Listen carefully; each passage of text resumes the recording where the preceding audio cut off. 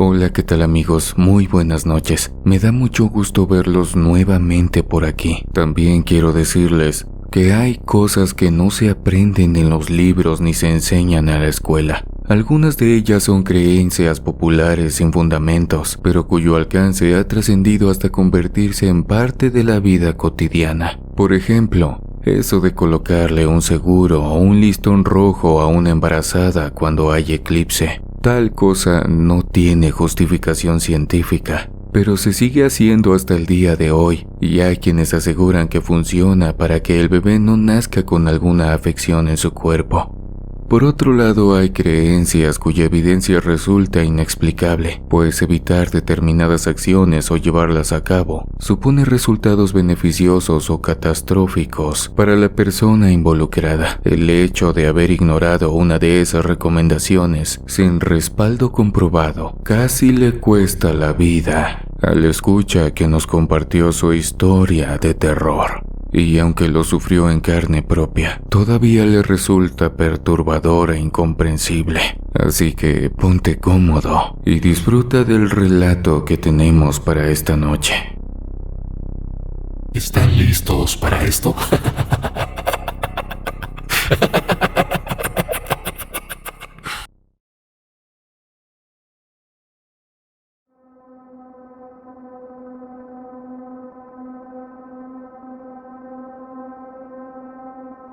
El sudor del muerto.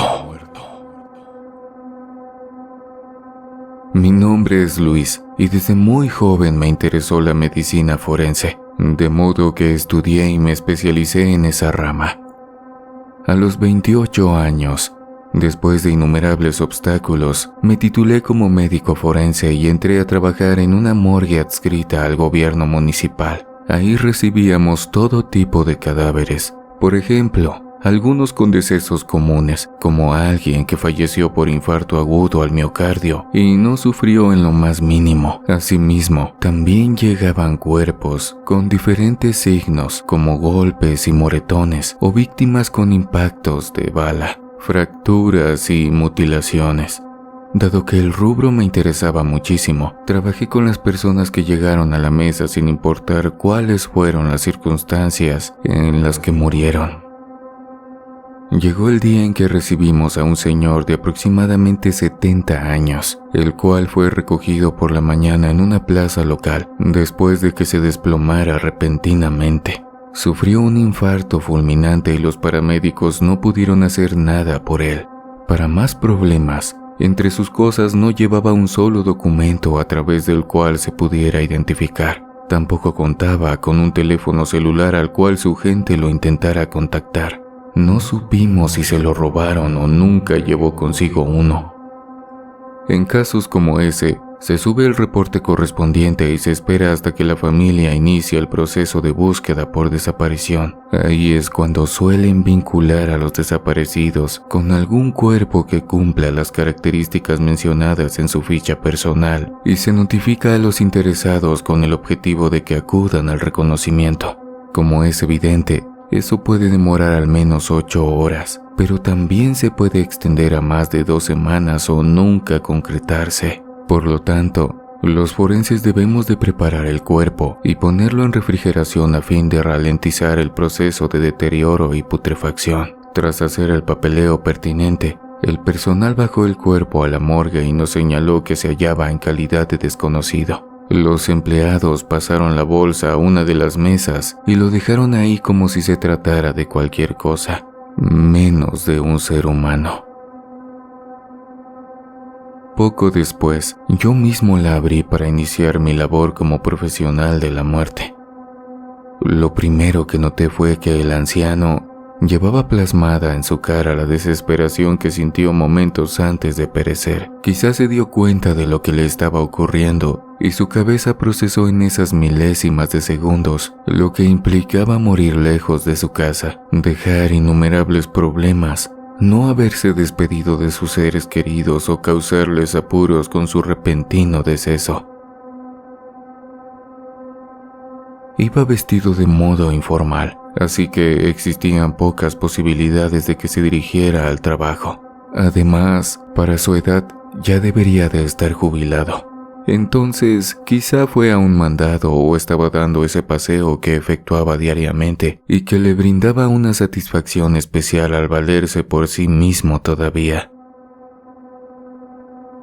Mientras le retiraba la ropa y la guardaba en una bolsa, pensé en qué pudo estimular un fallo cardíaco de tal proporción y contemplé posibilidades que iban desde un deterioro debido a la edad hasta una pelea con alguien de su familia. Siempre me ha parecido terrible que dos o más personas discutan y se marchen cada quien por su lado, pero que por alguna razón una de ellas tenga un accidente, pierda la vida y deje a la otra con la espantosa culpa de haber dicho algo que en realidad no quería decir, pero de lo que ya no podría disculparse. En la mayoría de los casos el fallecimiento no es intencional, sino una cruel jugada del destino. Sin embargo, eso no reduce lo terrible que puede ser perder para siempre a alguien a quien amas después de haber pronunciado palabras horrendas. Una vez que tuve el cuerpo dispuesto y su ropa doblada dentro de una bolsa de plástico etiquetada, fui a buscar una placa para tomarle las huellas dactilares de ambas manos. Sin embargo, cuando regresé, noté que el longevo caballero tenía la frente cubierta de sudor. Sin pararme a pensar en la situación, le pasé la mano por el rostro y me dispuse a prepararlo para su conservación. Justo en ese instante entró mi jefe. Me agarró el brazo y me dijo que me fuera a lavar de inmediato, a menos que quisiera ser acosado por el espíritu del muertito. Ya había escuchado leyendas como esa, pero lo cierto es que no existían pruebas genuinas de la relación entre algo tan cotidiano como limpiar un cadáver con la mano, tomar alguna de sus pertenencias o secarle las lágrimas, con experimentar eventos paranormales. Así que solté una carcajada y le dije que no creía en esas patrañas de mercado. Más adelante continué con mis actividades. Terminé de llenar una hoja con diferentes datos y coloqué al hombre dentro de un cubículo del refrigerador.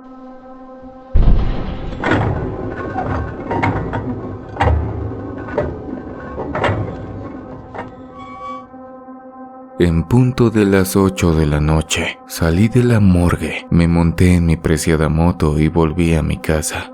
Todavía vivía con mis padres, así que llegué a mi hogar. Saludé a mamá y me senté a la mesa para cenar. Desde que terminé mi jornada, no pensé en absolutamente nada raro, pero esa noche empecé a tener sueños extraños, los cuales asocié con una parálisis del sueño, ya que percibía mi habitación tal como es en realidad. Sin embargo, en ella flotaba una espesa bruma negra y yo no podía moverme ni hablar. Me mantuve a la espera durante un rato. Luego vi que el humo oscuro se estaba reuniendo en una esquina y fue tomando la forma de una persona.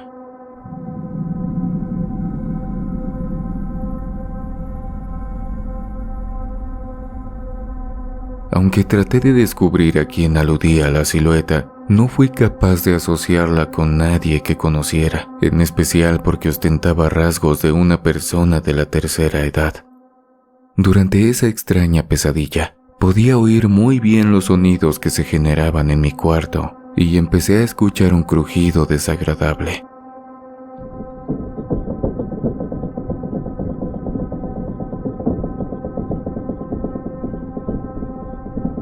Parecido al que producen los huesos cuando la gente es vieja o lleva un largo rato en la misma posición. Ese ruido me provocó unos intensos escalofríos, pues noté que provenían de la desagradable sombra que invadía mi espacio personal.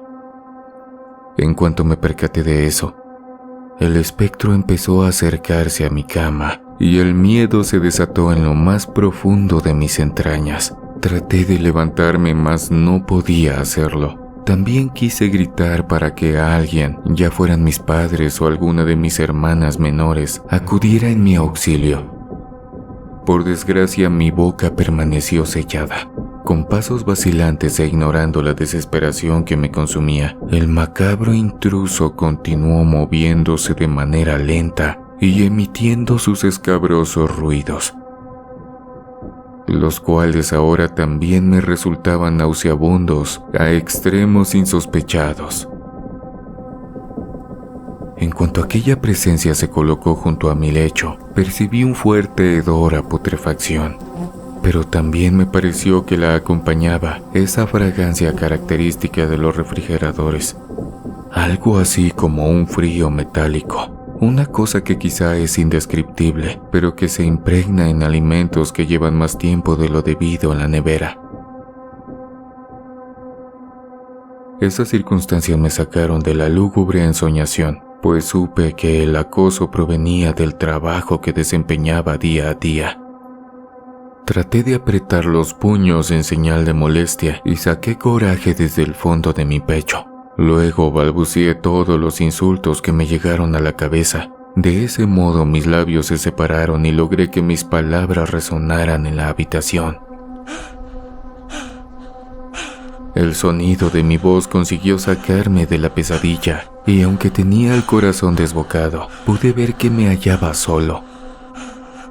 No había nadie más en ese cuarto en el que dejé la niñez, donde me convertí en adolescente y en el cual más tarde inicié mi adultez. Apenas estuve espabilado, me di cuenta de que jamás tuve un sueño tan vívido, en el cual sentí, vi y olí cosas como si fueran reales. Me palpé la cara y noté que estaba cubierto con un sudor frío. La tranquilidad que trae consigo el amanecer y la luz diurna fueron disipando mis miedos y después de un largo baño, me alisté para salir e ir a trabajar una vez más.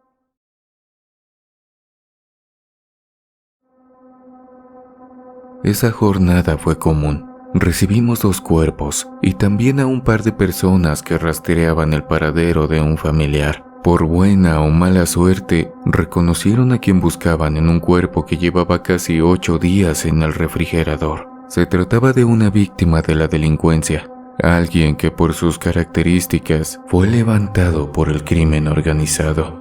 Yo mismo llevé a cabo el llenado de la documentación básica y los guié en el proceso para que la funeraria trasladara el cuerpo al recinto donde podrían rendir los honores que su familia merecía.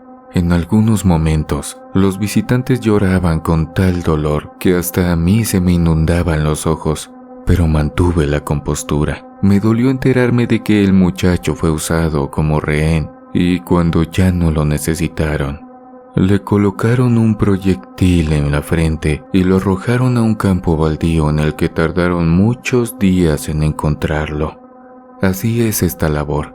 Mucho más difícil debido a que soy empleado de un sitio al que llegan muertos asociados con todo tipo de delitos y accidentes.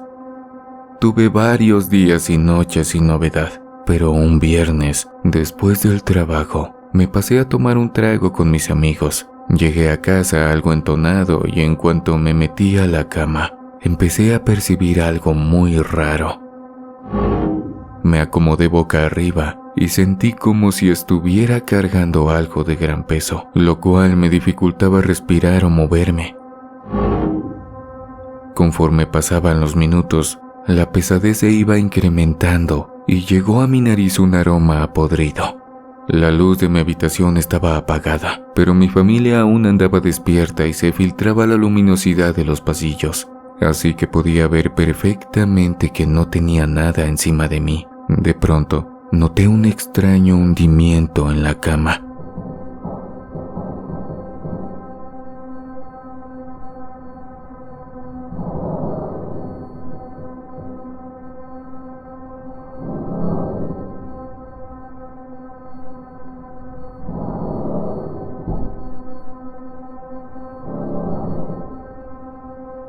Como si alguien estuviera poniendo la rodilla en el borde.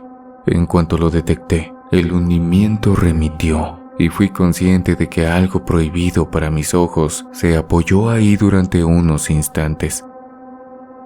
Un fuerte escalofrío me sacudió y luché por salir de aquella inexplicable prisión. Me imaginé aventando lo que me aplastaba y de ese modo fui capaz de levantarme para encender el foco del techo. En cuanto accioné el interruptor, constaté que me hallaba solo, pero las cosas a mi alrededor se tornaron anormales. Durante varios minutos, por el rabillo del ojo detecté que una sombra me acechaba y escuché murmullos ininteligibles. Tras calmarme, me bañé y regresé a la cama. Eran las 10 de la noche. La borrachera se me bajó, pero un cansancio intenso me dominó a tal grado de que ni siquiera soñé. Me levanté a las 9 de la mañana y fui al baño. Gracias al espejo que se ubica frente al lavabo, vi que tenía los ojos rodeados por unas ojeras pronunciadas. Dormí 11 horas, pero me veía tan agotado como alguien que no ha reposado bien en muchos días. El cuerpo también lo sentía cansado. Las manos me pesaban y tenía un incómodo dolor en las articulaciones. Me metí a la regadera y usé el agua lo más caliente que pude. Pensé que el malestar se asociaba con las cervezas frías del día anterior y que solo se trataba de un resfriado. Mi mamá también notó el repentino cambio, pero apoyó mi deducción y me preparó un té de limón con mucha miel. En el trabajo desarrollé mis labores con lentitud. No podía mover los brazos con soltura y tampoco fui capaz de transportar un cuerpo de la mesa a la camilla que usábamos para meterlos en los cubículos de refrigeración. Puesto que la morgue era un sitio que siempre estaba gélido, creí que las incomodidades se debían a que mi resfriado se estaba agravando con la baja temperatura. Ya que no quería que me mandaran a descanso ni que me descontaran vacaciones, me hice de la vista gorda con unos papeles pendientes y saqué la tarde como pude.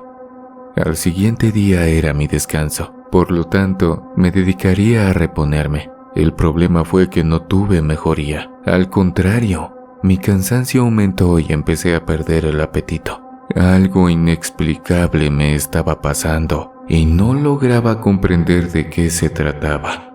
El lunes que debía de regresar a la morgue, me encontraba tan indispuesto que tuve que llamar a Recursos Humanos y solicitar un permiso para acudir al médico. Me atendí en el Seguro Social y aunque esperé por horas para una consulta, el médico no resolvió nada. Me revisó de pies a cabeza sin encontrar la razón de mi lamentable estado. Solo me ordenó reposo, vitaminas y analgésicos. Si en una semana no presentaba cambios positivos, iniciaríamos la aplicación de exámenes con el propósito de descartar artritis prematura u otros padecimientos. Así pues, regresé a casa. Me metí a la cama y suspiré con desánimo. Por lo tanto, detestaba estar enfermo. Por el otro, odiaba preocupar a mi mamá, la cual acudía a mi habitación cada media hora y me llevaba algo de comer o me preguntaba si me sentía mejor. Yo le respondía que sí, que estaba reponiéndome, sin embargo, no era cierto. Tomé los medicamentos que me envió el doctor, pero todo seguía igual.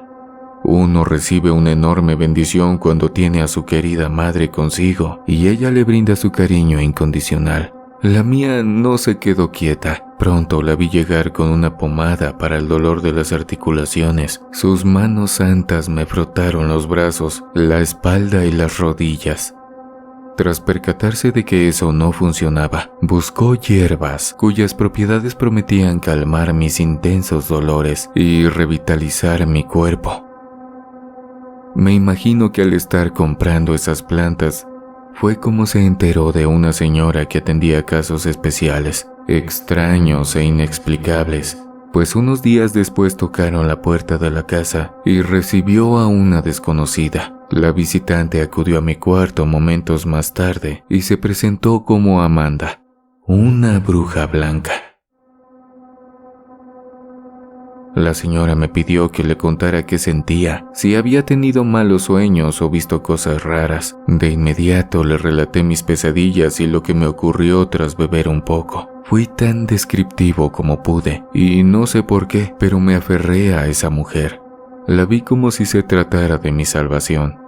Una vez que terminé mi relato, la señora sacó un huevo de gallina y lo pasó por todo mi cuerpo. Enseguida le pidió a mi mamá un plato y lo rompió en él. Al quebrarse, el cascarón vertió su contenido totalmente revuelto y emanó un fuerte aroma a putrefacción. Mi mente recordó de inmediato ese olor Se trataba del mismo que advertí durante la primera pesadilla que tuve. Era repugnante, metálico y mezclado con el que dejan los refrigeradores. Doña Amanda me tomó la mano para reconfortarme. Luego me preguntó en qué trabajaba y le conté que laboraba como médico forense en una morgue gubernamental. Acto seguido, se giró. Miró el huevo y sonrió. Sus palabras fueron las siguientes: «Te cargaste a un muerto». Ella no dijo que un muerto me estaba persiguiendo o que me acosaba debido a mi profesión. Solo señaló que yo mismo causé mi infortunio y se tomó un momento para observar el plato que yacía entre sus manos. Yo me encontraba anonadado. No lo podía creer. No pude evitar que mis ojos se llenaran de lágrimas causadas por la indignación y el miedo. La gente afuera moría por enfermedades incurables, en accidentes horribles o debido a crímenes que los alcanzaron por estar en el lugar y momento equivocados. Pero a mí la muerte me perseguía por un acto insignificante, por una creencia irracional que trascendió los rumores y se convirtió en una especie de maleficio alimentado por el miedo que provocaba en los que se enteraban de él.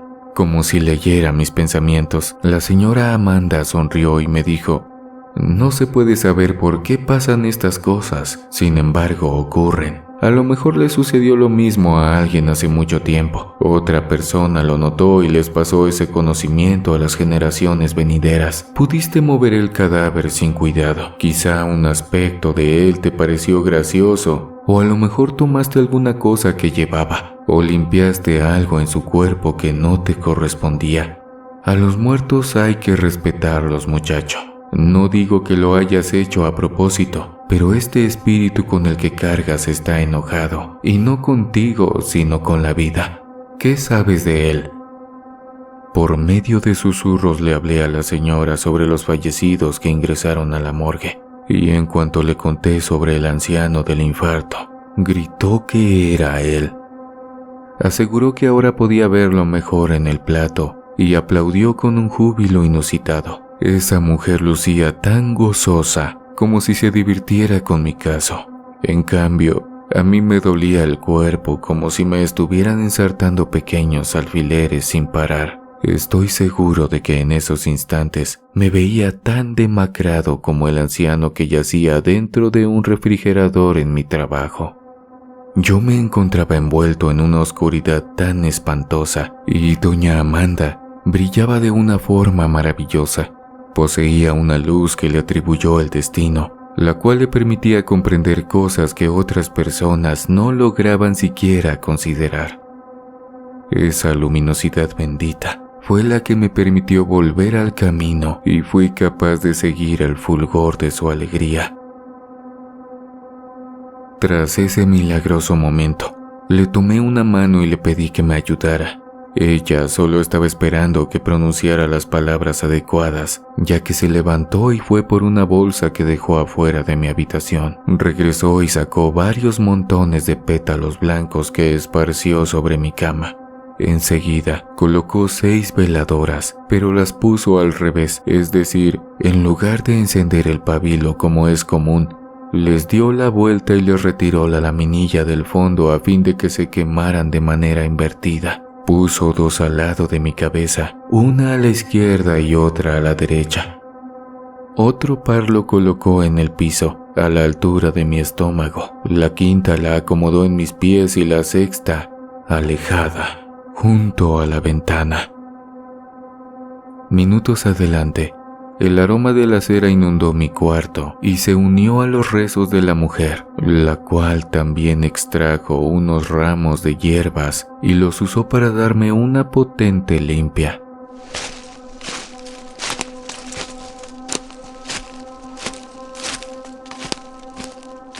Cada vez que las ramas me tocaban, sentía que algo me rasguñaba, como si se negara a soltarme y me clavara las uñas con el objetivo de quedarse conmigo. Me uní a las oraciones para que el dolor y el miedo no me consumieran. Repetí al pie de la letra las plegarias que cruzaban los labios de doña Amanda. hasta que algo se desprendió de mí. En la puerta de mi habitación se hallaba mi mamá, llorando y rezando con fervor. Pasado algún tiempo, le pregunté si vio algo raro y me dijo que no, pero que por un instante percibió un aroma parecido al de una fruta podrida que se ha quedado dentro de la nevera por muchos días.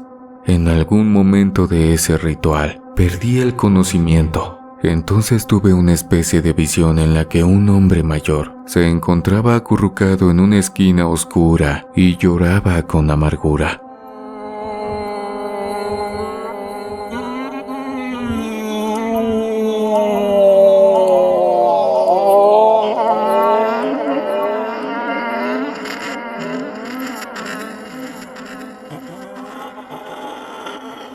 Al verlo, el corazón se me hizo pequeño. Me acerqué con lentitud a él y le dije que si necesitaba algo o que si podía ayudarle para que se sintiera mejor. En ningún momento pude ver su rostro debido a la penumbra que lo envolvía, pero escuché sus palabras. Dile a mi familia que no fue intencional, que los amo y que lo que necesitan está en el libro azul.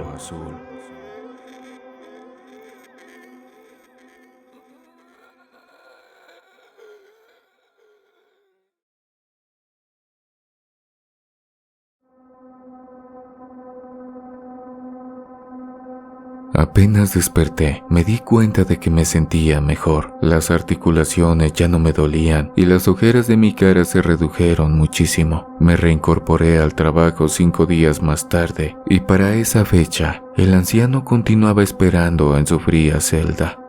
Esperaba que al volver ya lo hubieran ido a recoger, así que sentí un escalofrío cuando miré el cubículo donde él aguardaba.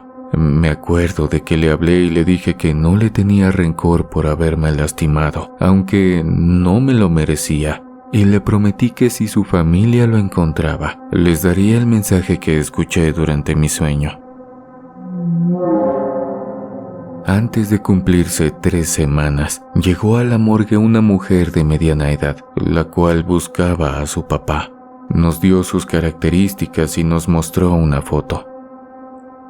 Concordaba con el señor que tanto miedo me hizo padecer. Le pedí a mi jefe que me apoyara durante el reconocimiento y presencié la manera en la que aquella desconocida se derrumbaba ante el cadáver de su padre. Iniciamos el papeleo cuanto antes, ya que el caballero estaba en los últimos días antes de su cremación automática. A eso del mediodía, se lo entregamos a la funeraria y lo sacaron del lugar, pero antes de que su hija se fuera hablé con ella. Primero le comenté que en la morgue pasaban cosas muy raras y que al parecer tenía un mensaje del Señor, algo que oí en mis sueños. Por lo tanto, quizás se trataba de meras fantasías. Acto seguido le dije, es posible que tu papá quisiera que supieras lo siguiente. Primero, que esto no fue intencional y que los ama a todos. Luego, que hay algo que necesitan y que lo van a encontrar en un libro azul. Al escuchar mis palabras, la mujer se sorprendió y rompió a llorar. La dejé desahogarse, pues le pregunté si aquello tenía algún sentido. Resulta que el señor poseía una cuenta de ahorros y documentos legales sobre varias propiedades. A menudo le decía a su familia que si lo hacían enojar, se iría y no les diría dónde estaban los papeles. Pero sus hijos y esposa lo cuidaron con mucha dedicación desde que comenzó a presentar problemas cardíacos. Así que su ánimo se fue suavizando y prometió arreglar su testamento lo más pronto posible.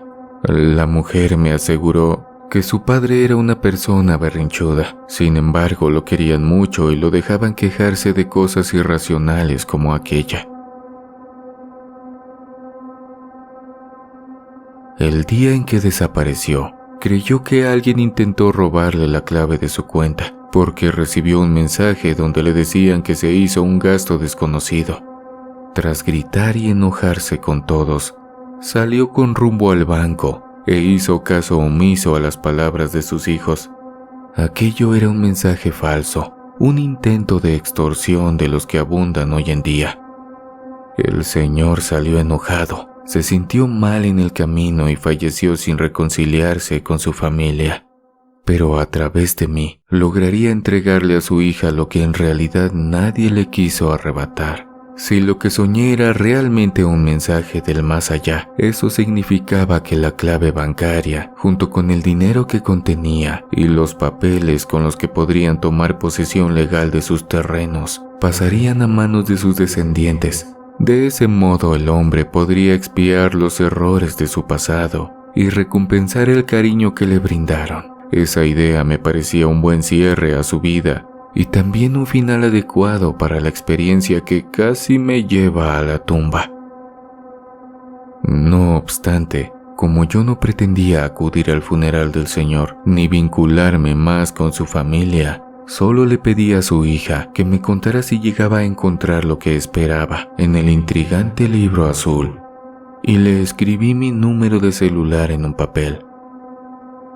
La mujer se fue y yo me quedé con una sensación rara, una mezcla anormal entre miedo y alivio. Pasaron 3 días antes de que recibiera un mensaje que decía: «Hola, solo le escribo para decirle que en el libro azul sí estaban las cosas que esperábamos. Usamos un poco de dinero para el sepelio, lo demás lo vamos a invertir en un negocio. Muchas gracias».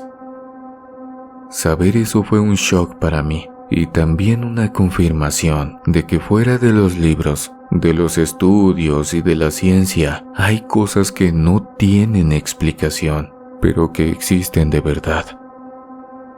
Claro está que continué trabajando en la morgue, pero tuve un extremo cuidado al tratar con los cuerpos que llegaban. Jamás me volví a reír de los comentarios que hacía mi jefe y entendí sus sabias recomendaciones. En muchas otras ocasiones vi a diferentes cadáveres, hombres y mujeres, con sudor en la frente o lágrimas que emanaban de sus ojos cerrados. Sin embargo, hasta la actualidad, jamás volví a limpiarlos, pues no estoy dispuesto a enfrentar otra experiencia tan espantosa como la que les acabo de compartir. Amigos, sin duda las experiencias que ocurren en las morgues son muy aterradoras, prácticamente paralizantes, llenas de misticismo que nos hacen dudar si realmente existe una vida después de la muerte. Muchas gracias por acompañarme hasta el final de esta emisión. No olvides suscribirte, activar la campanita en todas las notificaciones para no perderte ninguna de las historias que subimos cada semana. No olvides dejarme tu comentario, decirme desde dónde me escuchas. Y si este tipo de relatos te ha gustado, compárteme con tus amigos. Eso me ayudará a llegar a muchas más personas. Antes de irme, quiero enviar un fuerte abrazo a nuestros amigos de Guatemala, Yucatán, Quintana Roo, Chiapas, Tabasco, Veracruz y Ciudad de México. Nos vemos en una siguiente emisión de Oscuro Secreto. Historia escrita para Oscuro Secreto por A.R. García.